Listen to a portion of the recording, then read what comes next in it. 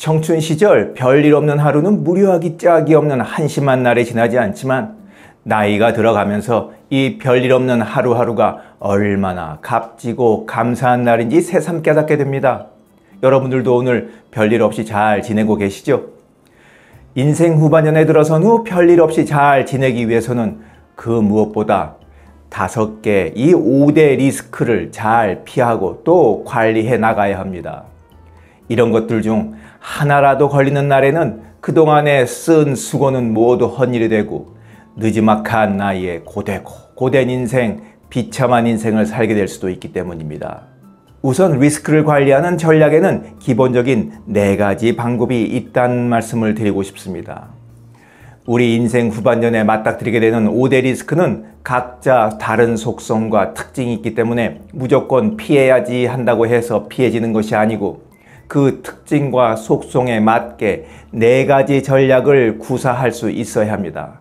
그러면 4가지 기본 전략을 한번 말씀드려 볼게요. 4가지 전략 중 첫 번째는 회피 전략입니다. 회피 전략은 처음부터 리스크가 일어나지 않는 상황 자체를 만들지 않도록 하는 겁니다. 두 번째 전략은 축소입니다. 리스크가 일어날 수 있는 상황은 받아들이되 피해를 최소화하는 조치를 취하는 겁니다. 이는 손실 규모를 줄이는 전략입니다. 세 번째 전략은 이전입니다. 리스크를 다른 사람에게 또 다른 것에게 떠넘기는 것입니다. 마지막 4번째 전략은 보유입니다. 이 보유 전략은 리스크를 그대로 끌어안고 잘 다독이면서 가는 겁니다. 리스크를 관리하는 4가지 전략을 이해했으니까 노후 인생을 망치는 5대 리스크에 맞서 어떤 전략을 구사해야 하는지 하나하나 리스크와 함께 말씀드려 보도록 하겠습니다. 노후 인생을 망치는 첫 번째 리스크는 황혼이혼입니다.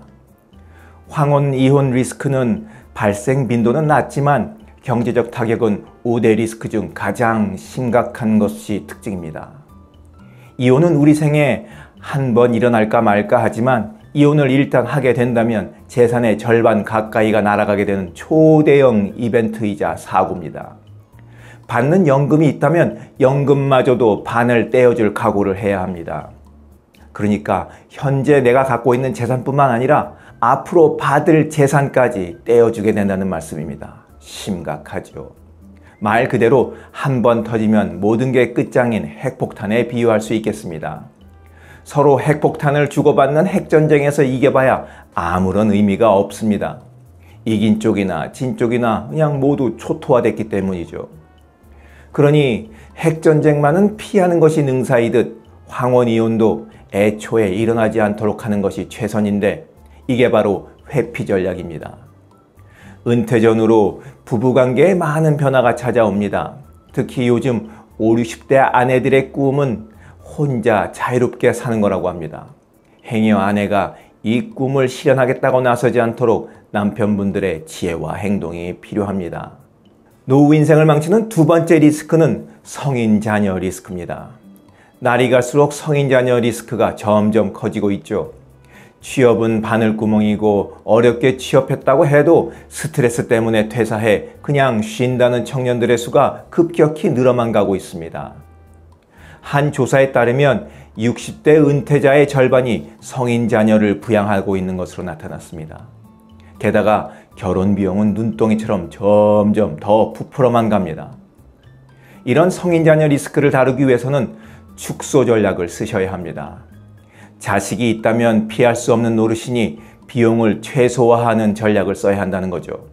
이를 위해서는 자식이 부모에 대해 막연한 기대를 갖지 않고 또 대책도 없이 부모 사정도 봐주지 않고 요구하지 않도록 하기 위해서 어디까지가 의지할 수 있는 한계선인지 미리미리 알려주는 게 필요합니다. 그러니까 노후 계획은 부부가 합의한 후에 자식들과 공유해야 하는 겁니다. 자식들에게 현실을 정확하게 파악할 수 있도록 알려줘야 하는 거죠. 부모 재산이 얼마인지, 그 중에서 결혼 비용으로 얼마를 지출할 수 있는지, 그래서 부모는 어떻게 노후를 살아갈 것인지 자식이 알아야 한다는 말씀입니다. 노후 인생을 망치는 세 번째 리스크는 창업 실패입니다. 약 8년 전 한 금융기관 조사에 따르면 은퇴자 32.4%가 창업을 선택하고 그중 74.2%가 실패하는 것으로 나타났습니다. 어느 누구도 그때보다 지금 상황이 더 나아졌다고 말할 수는 없을 겁니다. 나아진 게 뭡니까? 아주 요새 불경기 때문에 아주 죽지 않습니까? 창업 실패는 전문가들 사이에서 은퇴 리스크 1위로 꼽히기도 합니다. 왜냐하면 창업 실패는 경제적 빈곤을 야기하고 또 이것이 결국은 이혼도 불러올 수 있기 때문입니다. 그래서 창업 리스크는 회피하고 축소하는 전략을 구사해야 합니다. 되도록이면 창업을 하지 않는 것이 최선이고, 그래도 창업을 해야겠다면, 창업을 할 수밖에 없다면 충분히 실전 경험을 쌓고 되도록 작고 겸손하게 시작해야 한다 이 말이죠. 그 길만이 노후 파산이라는 위험을 차단하거나 피해 규모를 최소화할 수 있기 때문입니다. 그런데 말입니다. 창업을 준비하는 사람들은 꼭 크고 거창하게 하고 싶거든요. 그게 사람 마음인가 봅니다. 그러다가 홀라당 망하는 거죠.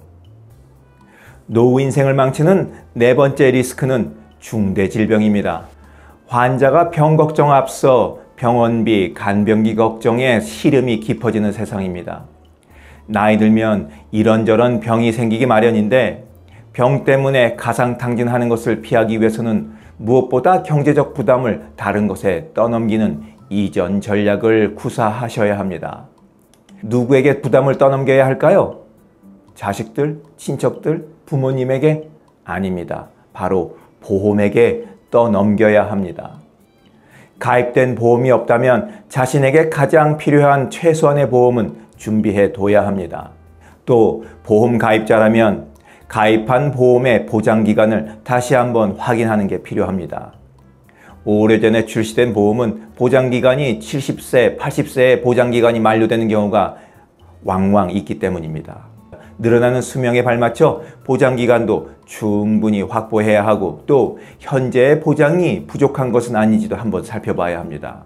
그리고 보유 전략을 써야 하는 것은 무엇이냐면 아픈 질병을 잘 다독이면서 계속 그 병이 더 악화되지 않도록 친구 삼아서 동행하는 전략을 구사하셔야겠습니다. 그게 바로 보유 전략일 수 있죠. 자, 이제 마지막 다섯 번째 리스크입니다. 그 다섯 번째 리스크는 바로 금융사기입니다. 금융사기 리스크에는 회피, 축소, 이전, 보유 네 가지 전략 중 어느 것이 최선일까요? 금융사기 리스크가 아예 일어나지 않도록 하는 회피 전략이 최선입니다. 금융사기를 당하면 돈을 돌려받기 힘들고 피해자가 피해 규모를 조절할 수도 없습니다.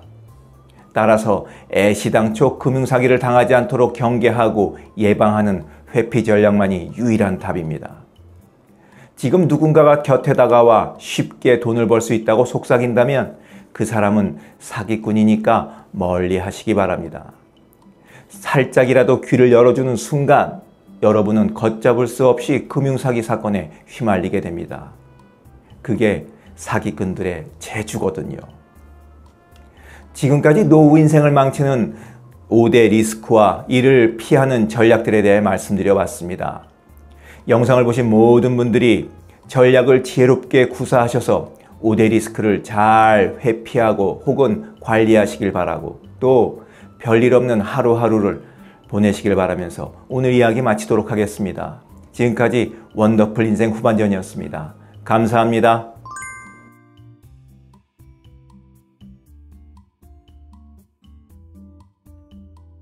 가깝지도 않고 멀지도 않은 친구분들이 필요하십니까? 그리고 오지랖 넓게 참견하지 않고 그저 응원과 격려를 해주는 친구가 필요하십니까? 그렇다면 네이버 카페에 실버들의 전성시대로 오시기 바랍니다. 그곳엔 33,000여 명이 넘는 회원들이 여러분들을 기다리고 있습니다. 댓글 맛집으로 이름난 네이버 카페 실버들의 전성시대에서 만나 뵙겠습니다. 감사합니다.